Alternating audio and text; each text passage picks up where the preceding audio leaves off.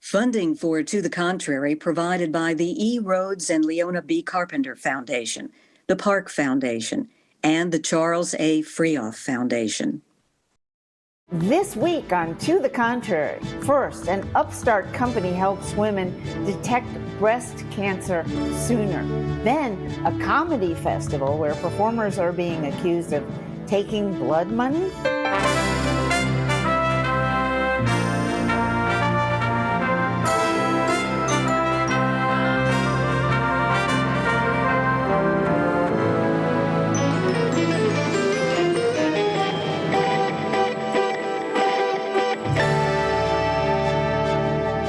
I'm Bonnie Erbay. Welcome to the Contrary, a discussion of news and social trends from varied perspectives. Up first, breast cancer screenings.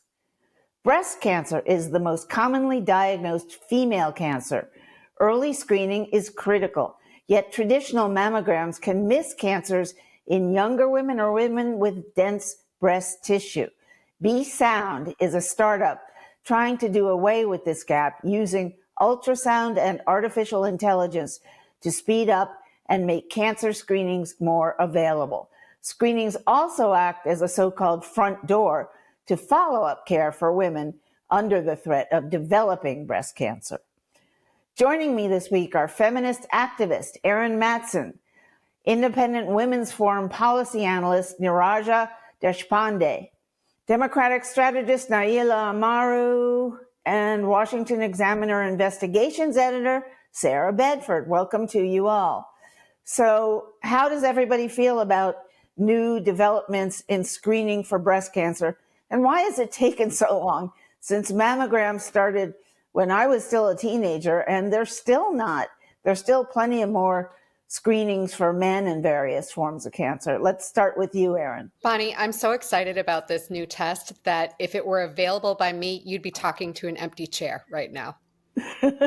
Okay, next. Yeah, I mean, I'm concerned more about reductions in overall mortality. And I generally think that there needs to be better evidence that suggests that mammograms actually reduce overall mortality rather than some of the other benchmarks that are used. I'm excited about this development. I do think, however, while artificial intelligence can help boost the accuracy, it also carries the risk of incorporating human biases if the technology is trained on incomplete data or biased information as well, which just continue to reinforce health disparities. Early detection is such an important piece of the puzzle. It's crucial to securing a good outcome and can be the difference between a case of cancer that ends in death or a case of cancer that can be managed. And a lot of times you see with breast cancer or colorectal cancer, the guidelines of when people are supposed to start getting screened don't really match up with the higher and higher incidences of cancer in young people that we're seeing. All right, so let's start the open question with you, Erin. Why are all these additional, finally, screenings coming up now when screenings have existed for, technological screenings have existed for 50 years? And men, there have always been a lot more screenings for men.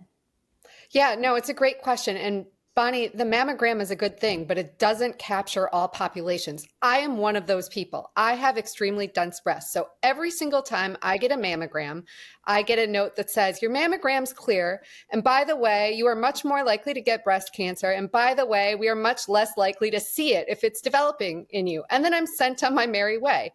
And I think that there's clearly populations that do need additional screening. The piece that I'm most concerned about is affordability. And, the private sector is stepping up with some new solutions. That's exciting. But I also want to make sure that this is something that everyone can access, not just people who have the ability to pay for it out of pocket. Na'ilah, your thoughts. Is this going to help particularly women of color? Because mammograms are expensive. Absolutely. I think that, healthcare access and the cost to healthcare access can be quite expensive depending on your insurance or if you are insured at all. So I definitely think that this is a really exciting new development that really can help different groups of women who may not, again, necessarily have access to healthcare, which is really important, again, just to try and build as much equity as we can to making sure that women, especially women of color, women who come from socioeconomic classes where it might be difficult to attain insurance that is comprehensive, it allows them to get those additional screenings, particularly, again, as has been noted here, for women with dense breasts, and insurance may not necessarily cover those screenings. So I definitely think this is an exciting development. Everything that's been said, on the one hand, I agree with it. On the other hand, I have also seen evidence from oncologists that suggests that, sometimes we can have a problem with overscreening people, and that there actually is a cost to overscreening. And when you look at mammograms and a lot of different cancer detections, what sometimes happens is that overscreening actually has a cost, and it's not clear that overall mortality declines because of early access. So I think there should always be care about any medical intervention, including screenings that we do, and we should have robust randomized control trial evidence that says, mammograms early screening works or early screening doesn't, and we should really go and fund research that studies that overall mortality as opposed to the benchmarks that we currently use. And to that point, does anybody else feel like the mammogram industry drives you crazy? Because having been screened now for 50 plus years, I go in there feeling fine, and they tell me so many things about why I'm likely to get cancer and likely to have this humongous problem in my life. And it always comes up negative. And I've even had reports that I had sent back to my OB-GYN specialist who examines me because of the dense tissue, where the kid in the clinic said, "Oh, I don't know what that is. You better come back here in a month to get another mammogram." And I say, no, grow up. It's not anything. I'm going to show it first to my OB-GYN and see what she says. Anybody else run into that? Bonnie, I can tell you what drives me crazy is the pink industry in general. And this idea that let's make a pink lemonade, shower gel out of breast cancer, and we're supporting something. It's like, come on, let's move on here. And actually deal with root causes and help support people, look at why cancer rates are going up, particularly in young people, and to give people access to screenings. We know that healthcare access is a huge issue in this country, and that's showing up with breast cancer. So do you think it's really poor people who can't afford to get, and are afraid, maybe immigrants, to go in and get screened?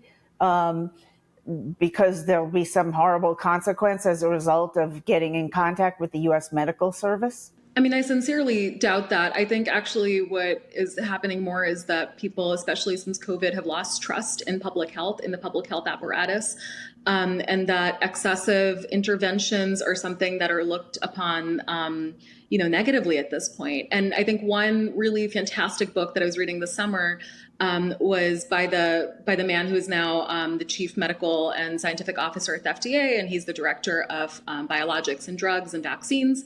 And he wrote this book called 'Malignant on cancer medicine, which is his actual specialty, his academic specialty. And it really goes into a lot of what we know about cancer screenings is not necessarily robust, based on robust evidence.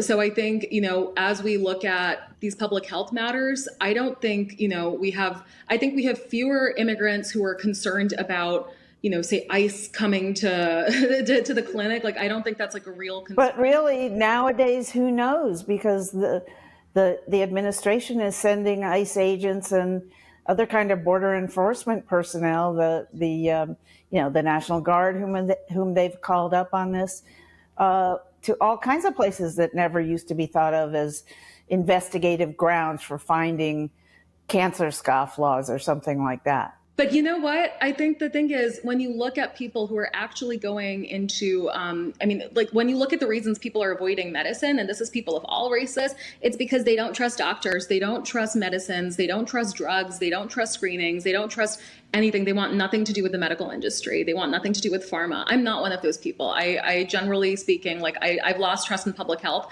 but I still trust vaccines. I still trust medicine. I still trust a lot of things that a lot of people have lost faith in. And so I think the point is rebuilding that faith is not about these bigger picture concerns that I think honestly, like, those are concerns with ICE and this and that people are sort of thinking about in the New York Times. They're not concerns that people are having in real life. In real life, the concerns on the ground are just very, very different. And they're often, can I trust my doctor? Can I trust that my doctor isn't motivated by politics? Those are the real questions that I think Americans have, and immigrants and people of color. Do you not think that, I follow this kind of stuff closely, and I'm no MD, trust me, but stress is definitely a factor with getting cancer. And I think the mammogram industry loves to stress people out. And it may be appropriate in certain classes if your parent has had it, if you have the BRCA gene, blah, blah, blah, blah.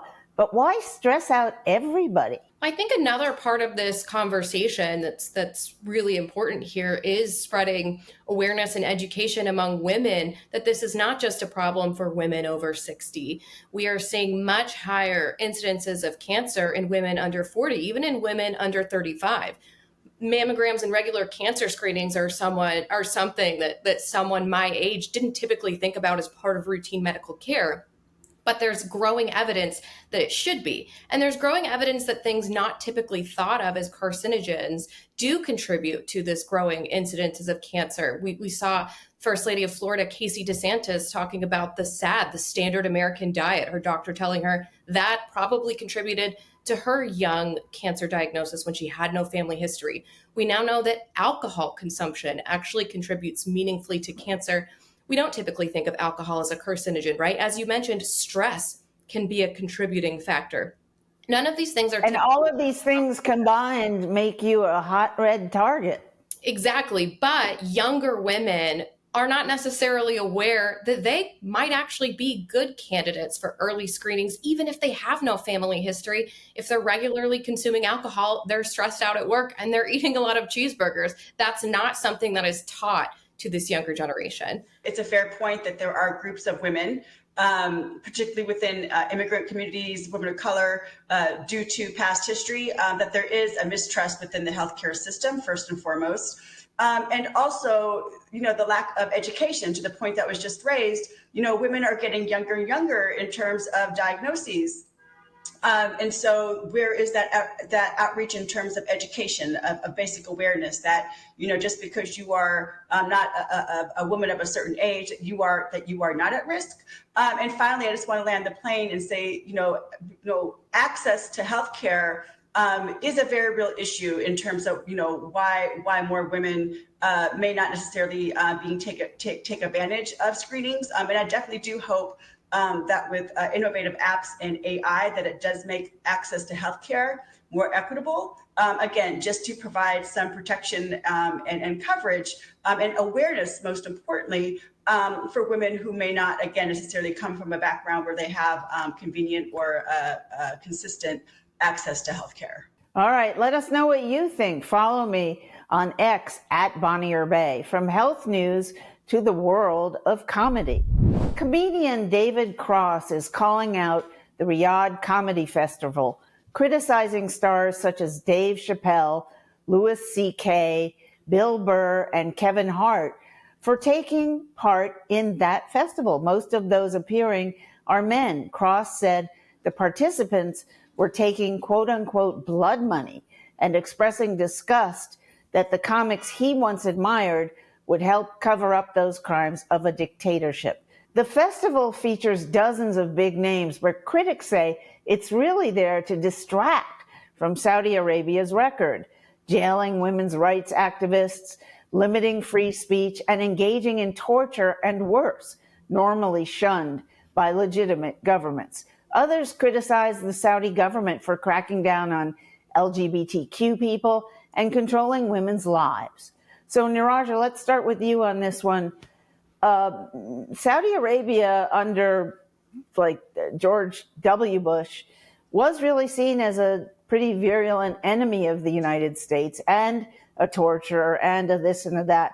have they just decided that business dollars and tourism are more important, and so they're going to either hide or stop their persecution of people who can't help but be thrown into their jails if the government decides that's where they should go?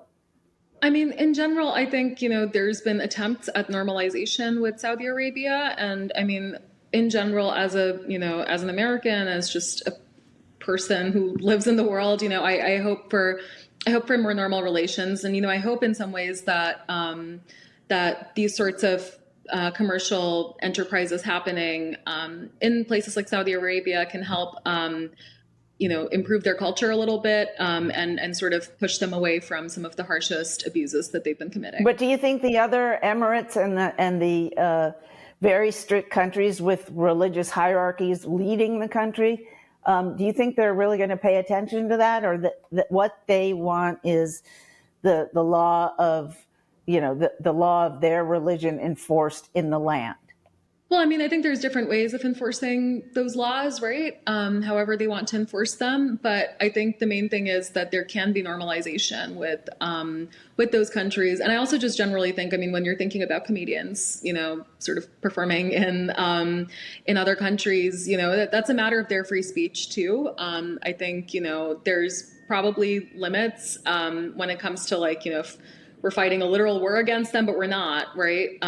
So I don't see it as a matter of loyalty to this country or not. I think it's just part of a normalization process that's, controversial, of course, but I don't see it as a bad thing necessarily. Is the world going to forget about Saudi Arabia's history of abuse, or is it going to still pay attention and not be dissuaded by this at all? Bonnie, I think that folks are maybe misplacing some concerns about this comedy festival. I want to first ground what I think in my role as a feminist, and then I'll talk about it in my role as an artist as well and how I identify with this.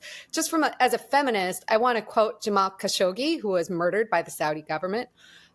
He said, "Women today should have the same rights as men, and all citizens should have the right to speak their minds without fear of imprisonment." He was killed that same year for doing that, right?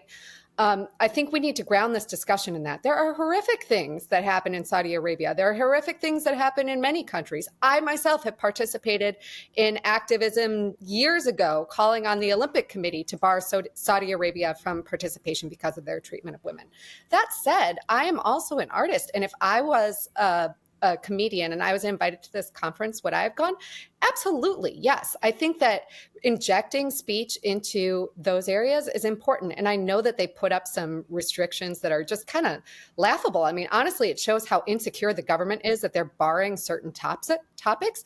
But I would try to get around them, right? Spell those out for us, please. Yeah. So what they were barring, they were saying, you can't say anything that criticizes religion, that could reflect poorly on the government. Here's what I would do, and I would think this is the challenge for comedians. I mean, those are exactly the buttons to push. So you think about how you can do that in a more clandestine way with allegory, et cetera. So I think some of the artists, I think it's well-intentioned to say, hey, stay away from that. But at the same time, I think we can have more impact by participating.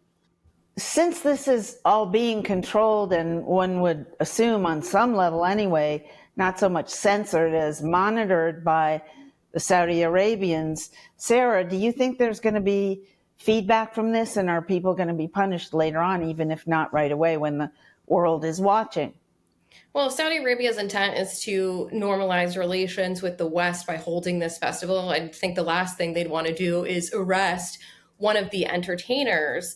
But, the pressure on these comedians to sort of take a stand on human rights, that's exactly the kind of thing that people are fed up with. They are tired of entertainers weighing in on politics. I think the last person on planet Earth whose opinion I care about on geopolitics is Louis C.K. I don't really need to hear what he thinks of Saudi Arabia. But it's not supposed to be, but wait a minute, Sarah, let me just ask you this. It's not supposed to be news. It's supposed to be comedy. So you may not look to him for what his opinions are on the news of the day, but you would like to get a laugh out of whatever he might say, right? or Right, no? but the segment started with the criticism from fellow comedians of accepting blood money and the pressure on those comedians to, instead of attending the festival, to come out and take a stand against Saudi Arabia. That seems silly and misplaced. Under the Trump administration, we've seen this sort of pivot away from prioritizing the moral commitments when it comes to the relationship with Saudi Arabia and looking at the strategic value of the relationship and how that sort of outweighs these other concerns. So that's sort of the backdrop that this is happening in as well, is that we do see a pivot towards realpolitik on the global stage from the Trump administration. And one more question for all of you. If you were advising the Saudi government on communications, would you dare, and I say that as a joke, but also not as a joke, would you step in and try to tell them how to deal with this kind of a setup? Is it possible that they could come out of this looking like a great forward-thinking country and not offending many of their own citizens, and still look like they care about the future and they want to be accepted into the Western part of the world? Well, I think they already kind of are doing that, right? I think that's the entire point of this, this meeting and this, it's basically an olive branch to even invite someone like Louis C.K. To Saudi Arabia, given his history specifically. And I just think, in general, nothing happens overnight, right? It's these little steps that eventually normalize relations over a long enough period of time. And I think, you can have a country that once committed human rights abuses that stops committing human rights abuses when money is involved, right? When trade is involved, when relationships with other people are involved. And, I think my fingers are really crossed. I'm optimistic that that can happen with these Gulf Arab states. Bonnie, I said earlier that I would go if I was invited. If I was a comedian, I would go. I would go speak directly to people. I would, try to push boundaries as much as I could. If I was asked to work for the Saudi government specifically, I would not do that. I think that's where we draw the line, or that would be where my personal moral calculus would be. As a lifelong feminist activist and someone who believes deeply in peace and freedom, that just isn't a line that I would cross. But would I go into Saudi Arabia and speak directly to people sharing my art? Yes. And you don't think that's kind of slipping over the line of being influenced? Are they going to pay for your airfare over there? Are they going to pay for your hotel?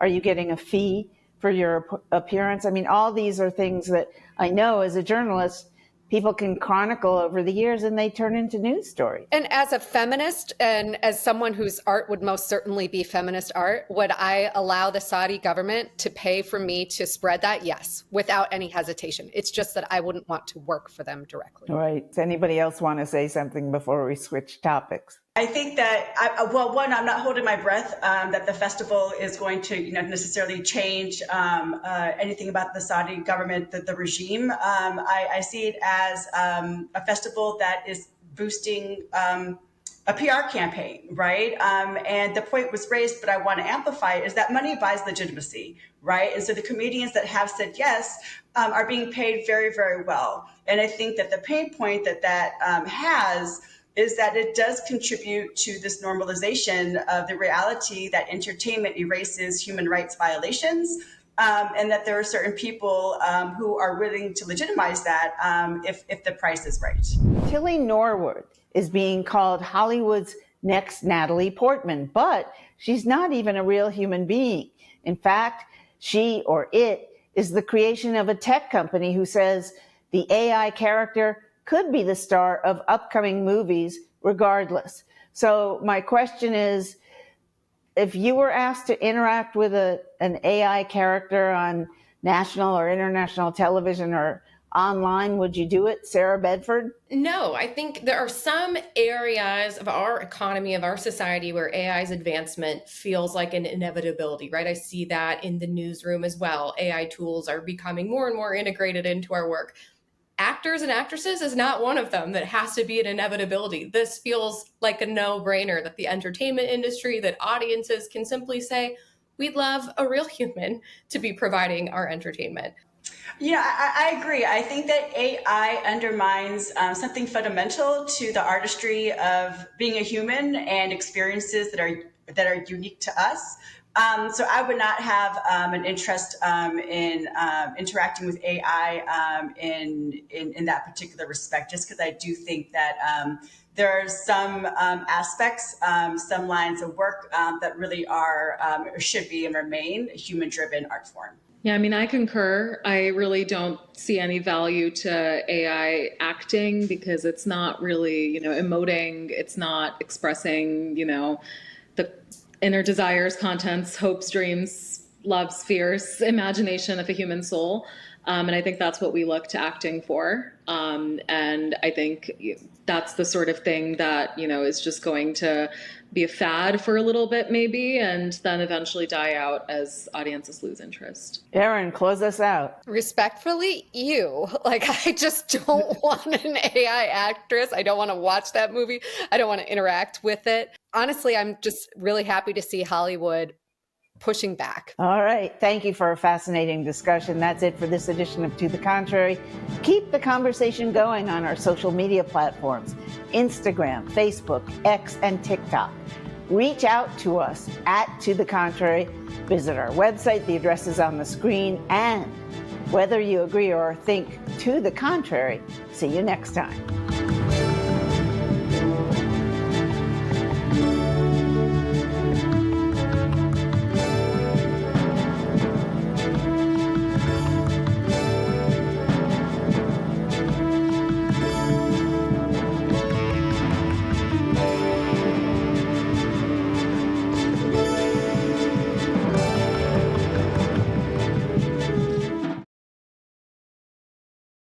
Funding for To the Contrary provided by the E. Rhodes and Leona B. Carpenter Foundation, the Park Foundation, and the Charles A. Freoff Foundation.